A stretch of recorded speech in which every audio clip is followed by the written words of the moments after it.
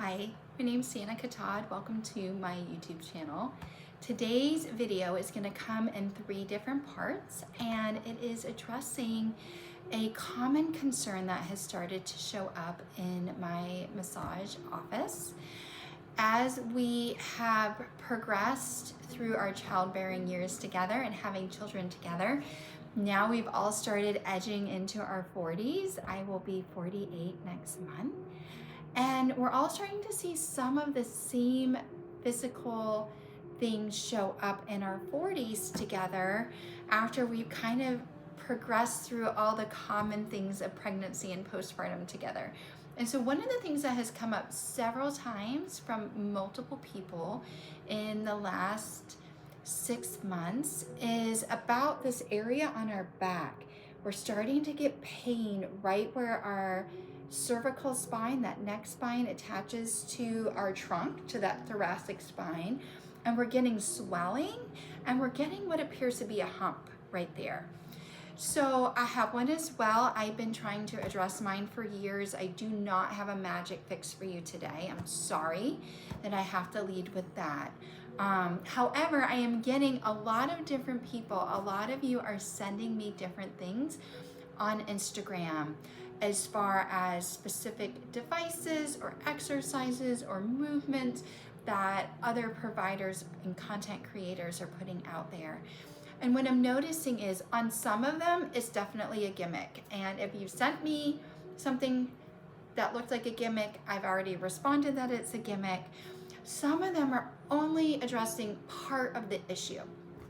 So I want to start off by saying some of the density in that area, in that tissue, that I learned from one of our local amazing chiropractors that I love, Dr. Rachel over on Daniel Island, is that it is a cortisol patch.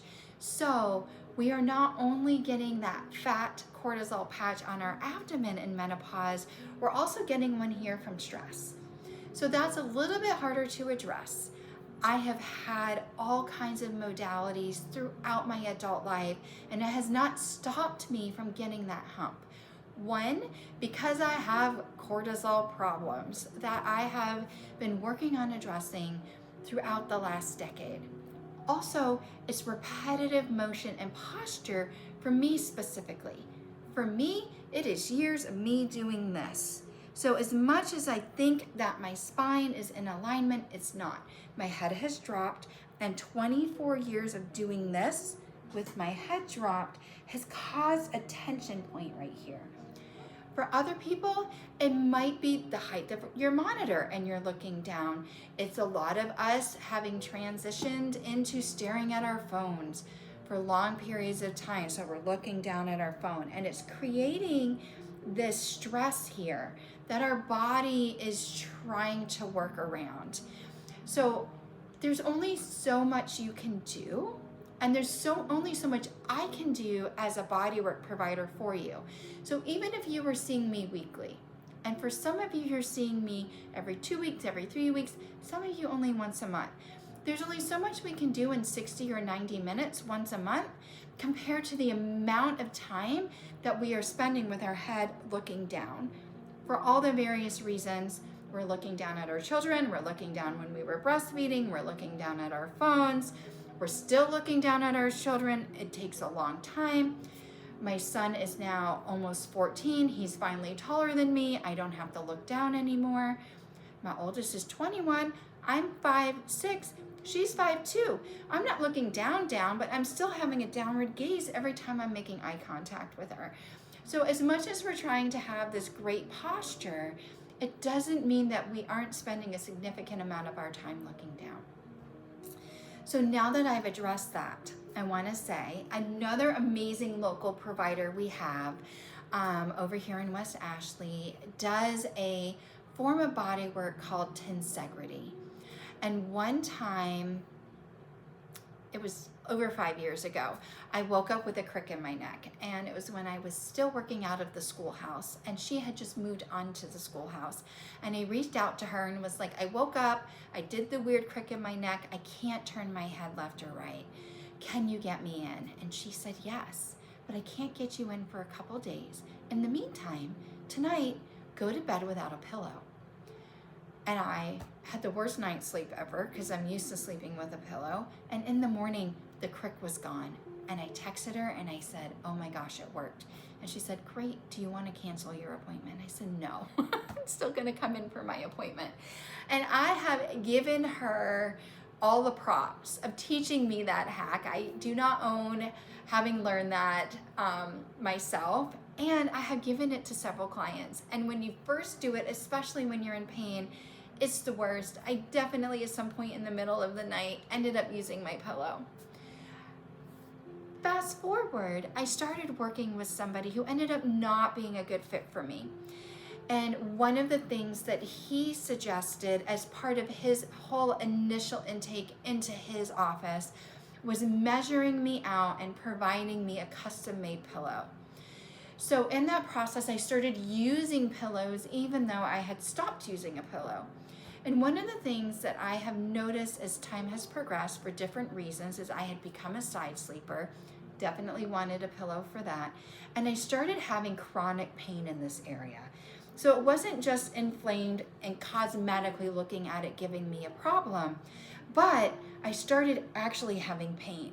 And I reminded myself about a week ago that I can follow my own advice. What would happen if I stopped using a pillow? So the other caveat is my braces just came off. And one of the things that happened with braces is that I became a mouth breather with the braces. And so I stopped sleeping on my back because all these different I didn't have sleep apnea, but sleep apnea-like things were happening. And so I became that side sleeper. Well, the brackets are off, the braces are off. And so I'm like, what happens if I start sleeping without a pillow again? And it's weird, I'm sleep training myself again, but I am returning over and over throughout the night to not using the pillow. And the pain started going away. The hump's still there, but I wasn't having the pain. I'm giving myself that 8 hours in a row at night of having my body align up with itself.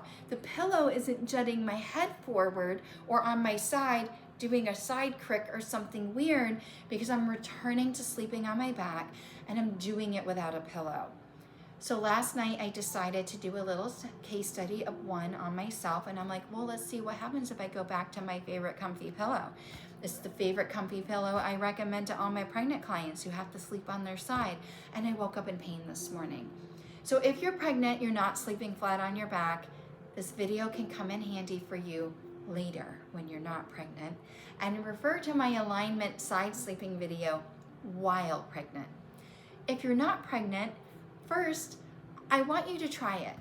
Try it for a week. See what happens. See if you start to notice a shift. Maybe that length of time of sleeping without a pillow is helping to combat the length of time we're awake during the day where we're looking down. That's going to be the longest period of time in the day that you can address to having proper alignment.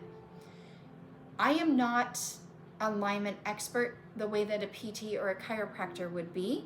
So if you have additional questions, find somebody local that could be a great resource to help you fine tune from there, give you adjustments and things like that. However, the other thing I want to address, so that's part one, start by just getting rid of your pillows. What would it be like to sleep without a pillow? And again, it's gonna be weird, and you're gonna grab your pillow and then eventually every night see if you can go longer and longer without your pillow, and then see if you're starting to feel different in the posture of that neck to shoulder junction, and see if it starts to take some stress off of that area while you're in that relaxed state of sleeping. Part two is we're spending all this time here.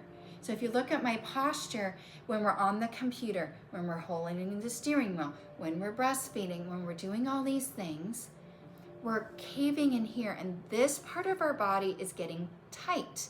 We're feeling pain back here, but the tension is from here. So we don't necessarily need to stretch the back where that hump and that inflammation is happening. That hump, that roundness is completing the curve of our posture doing this. So step 1, start trying to sleep without a pillow. Step 2 is we need to begin to open this area. So I'm going to show you a couple things you could do with a foam roller to open this. We want to lengthen this area, and it's going to take time. Fascia takes time for this area to begin to open. So we stop having this roundness here, which then also, as you can see, it's going into the traps. I'm pulling all of this up.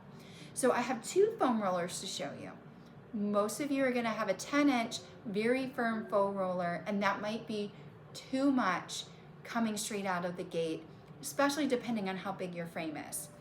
So I own melt foam rollers. I like them because I'm not worried about any latex products in them, and they're super soft. It allows you to sink into them. You can see that I can squish it. So I have 2. This one can fit my whole spine on it. I can't remember if it's 5 or 6 inches. Let me rotate. And then you can see it's meltmethod.com. I think it's 5. It might be 6 inches in diameter instead of that traditional 10. So it's gonna have less of that extreme hinge when we're opening. But I actually just had somebody shrink it down into, they have a half size. So the length is the same. A lot of times when you put half foam roller, it's still 10 inches, but they're giving you a shortened one. This, you can still lay your whole length on, but it's half. They've put it in half. And this gives you even more subtle sinking. And as you know, in my office, I believe less is more. I don't want you going straight to a 10-inch unless it's what you already own and you're waiting for something else to come in.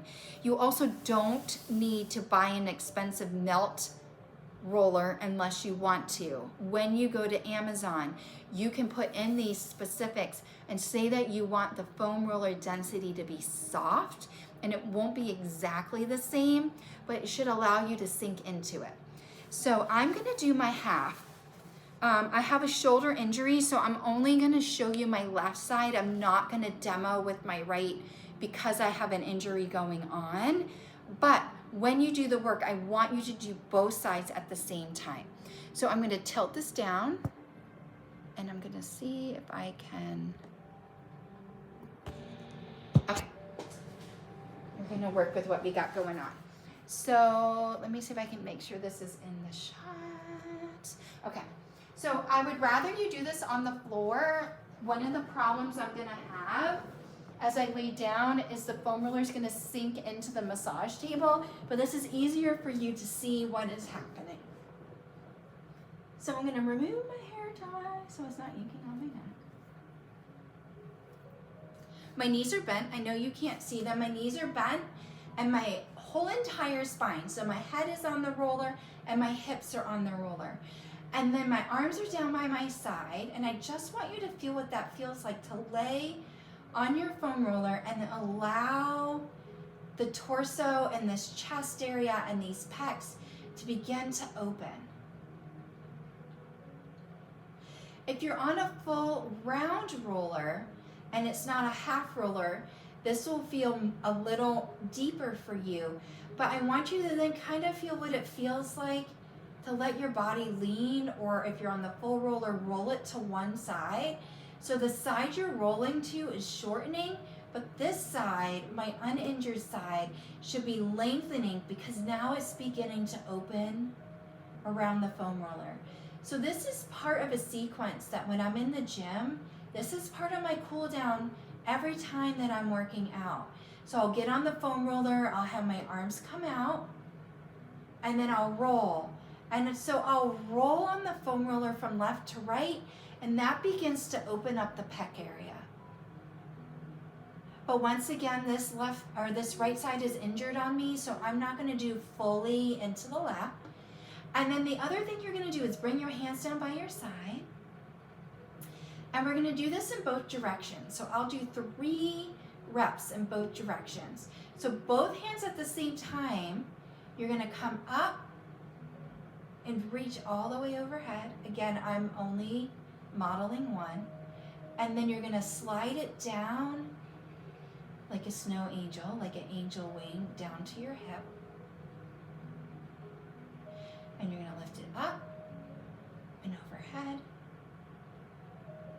slide it down. So what you might be noticing on your foam roller is there's different areas as you're going in this direction that feel tight. So if you find one that feels tight, you can pause there. You can do that slow, gentle rocking from left to right and see if you can open that up. As you come back down, now we're gonna go 3 rounds in the other direction. So often in myself, I notice as I switch the direction, the body feels different. An area that might have felt really open, going one way, might have tension the other way.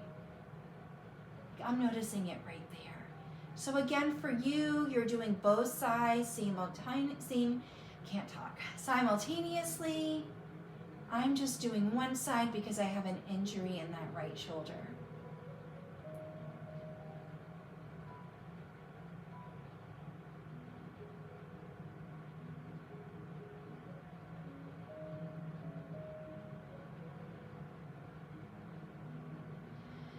So this is stage 2 of helping that neck to torso connection and helping create space in the front. So we're not strength training the front. We're not doing pec exercises.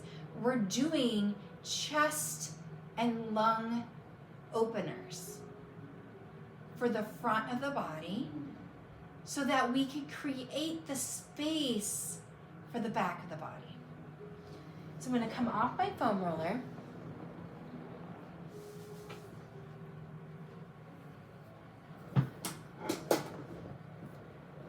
This is an experiment, but we're gonna try it. So what my hope is, I already took a video of me doing the strength portion, and I'm hoping I am tech savvy enough that I can do a split screen so that as I'm talking through the exercises, you can also see me demoing the exercises.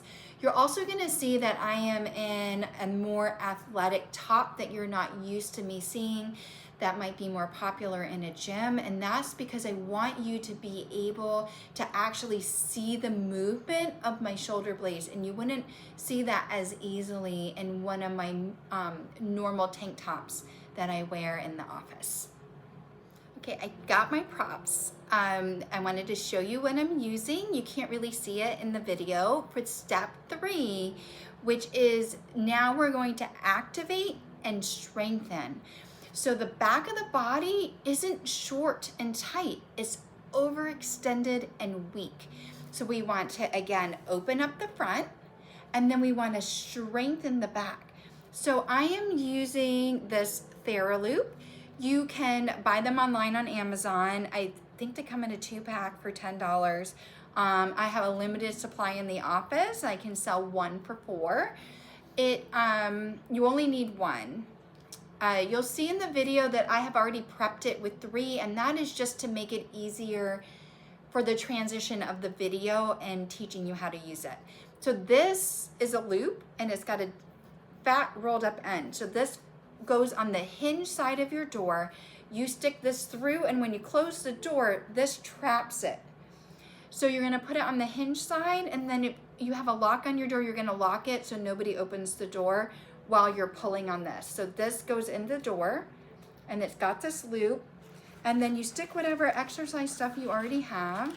So I'm gonna stick my latex-free melt band. You can use the ones that are tube. It doesn't have to be this kind, but a lot of people have these. So you can imagine this is going through the hinge of the door's locked, and now you can pull on this to do the exercises that I'm gonna show you in the video. So what you're seeing here is I have the TheraBand through the loop that is at the mid part of the door, and I'm doing a rowing motion. And what I want you to notice is I am isolating around the movement of the shoulder blade. That shoulder blade is gliding left to right over my rib cage, You are probably noticing I don't have as much range of motion on the side with the tattoo. That's the injured shoulder side, so it's not gliding. You can notice at the top of that butterfly near the top, it is starting to lift a little bit, and that's me recruiting that levator scapula and part of my traps that I don't want to be doing. So you can move that Theraloop anywhere along the door in order to get different angles to help you create stability and strength in multiple ways with your back. What you're trying to do is keeping your shoulder blades drawing back and down as if your angel wings, your bird wings were tucked back. You're not seeing me go up into my traps. My shoulders are not coming up towards my ears except for a little bit of that injury that you're able to see on that tattooed shoulder.